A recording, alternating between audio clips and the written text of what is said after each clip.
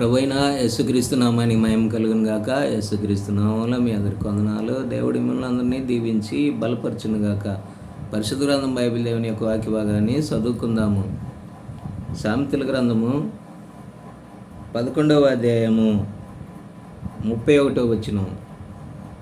సామెతలు 11:31 చాలా చక్కగా రాయబడుతున్న దేవుని యొక్క మాటలు మనం గమనిద్దాం. దేవుడి బిడ్డలారా, సామెతల గ్రంథము 11వ అధ్యాయం 31వ వచనము. నీతిమంతులు భూమి మీద ప్రతిఫలము పొందుదురు. ప్రభువైన యేసుక్రీస్తు నామానికి మహిమ కలుగును గాక. ఎవరండి? నీతిమంతులు భూమి మీద ప్రతిఫలము పొందుతారు. నిజమేనా? అందుకు మన పితరుడైన ఆ యొక్క యోసేపు మనకి మాదిరిగా ఉన్నాడు. యోసేపు నీతిమంతుడు అని వాక్యం రాయబడుతూ ఉన్నది.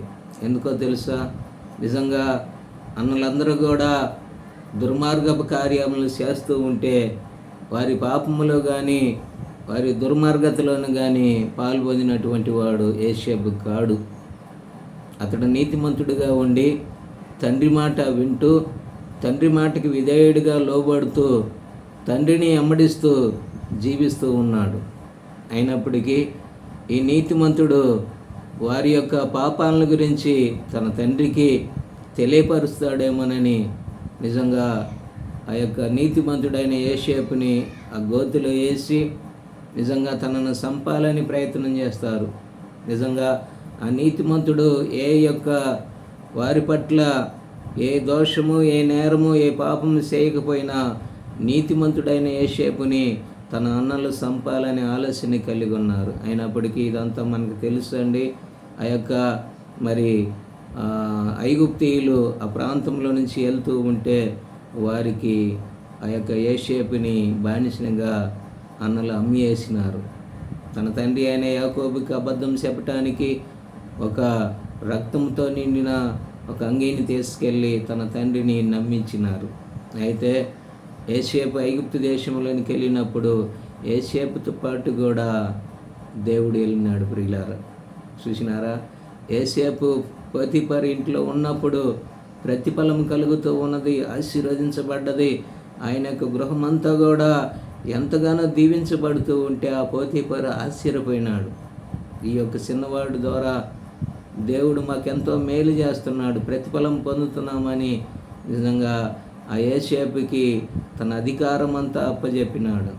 ఈనాడు నేను భూమి మీద నీతిమంతులుగా ఉంటే మనం ఈ భూమి మీదనే ప్రతిఫలము పొందుకుంటాము. ఎందుకో తెలుసా? నీతిమంతుడిని దేవుడు ఆశీర్వదించే దేవుడు, దీవించే దేవుడు.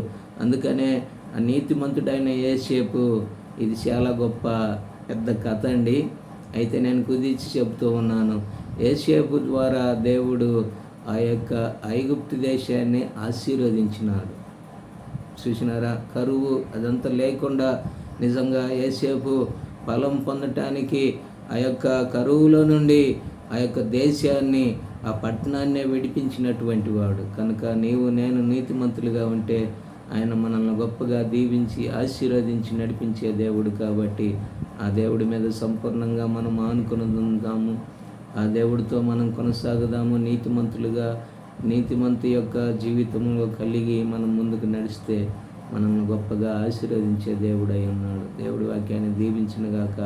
ప్రార్థన చేసుకుందాం. మహాపరిషుడు తండ్రి, నీతిమంతులను ప్రతిఫలం ఇచ్చే దేవుడివి, ఆశీర్వదించే దేవుడు, బలపరిచే దేవుడు. కాబట్టి నీ బిడ్డలు కూడా నీ వాక్య ప్రకారమైన జీవితంలో నీతిమంతులుగా, నీ కుమారులు కుమార్తెలుగా, నీ రాజ్యానికి వారసులుగా ఈ బిడ్డలను కూడా మీరు దీవించి ఆశీర్వదించి వారిని, వారి కుటుంబాలని 30 60 100 దీవించమని యేసు ప్రభు నామములో ప్రార్థించి అడిగి వేడుకొనుచున్నాం మా తండ్రి.